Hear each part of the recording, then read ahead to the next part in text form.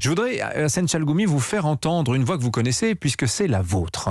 L'islam, c'est une maladie de l'islam. Il faut le combattre. Dans les pays musulmans, ils combattent l'islamisme. L'islam politique, il est interdit dans certains pays. Abu Dhabi, Bahreïn, l'Égypte et ailleurs, plein de pays. Pourquoi chez nous, on n'interdit pas l'islamisme? Jusqu'à quand? Jusqu'à quand notre jeunesse en a payé 130 jeunes, presque?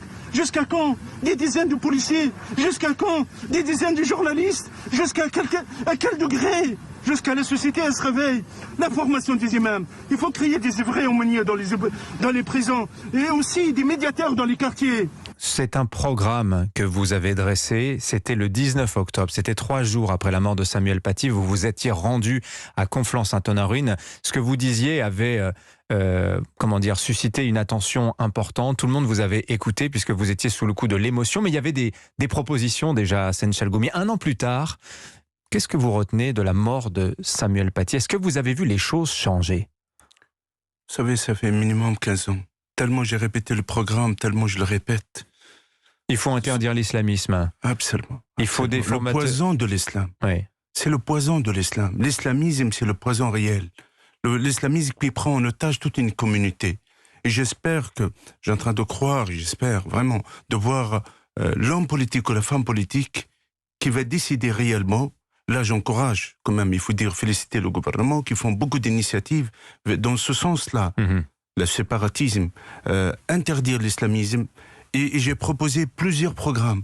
La manière comment on peut interdire l'islamisme. J'ai écrit un livre pour un islam de France 2009. Ça fait 11 ans. Depuis 11 ans. Je parle comment, première chose, libérer la voix des imams. On peut avoir des imams républicains. C'est la première chose, c'est la formation des imams. Et je parle aussi, deuxième chose, l'Internet. Google, malheureusement, les GAFA, ils ont leur part de responsabilité. On a 2600 sites Internet francophones qui sont liés à l'islamisme, à l'islam politique. On a 46 000 tweets par jour. Ça aussi, c'est le support, malheureusement, médiatique qui relaie le discours de la haine.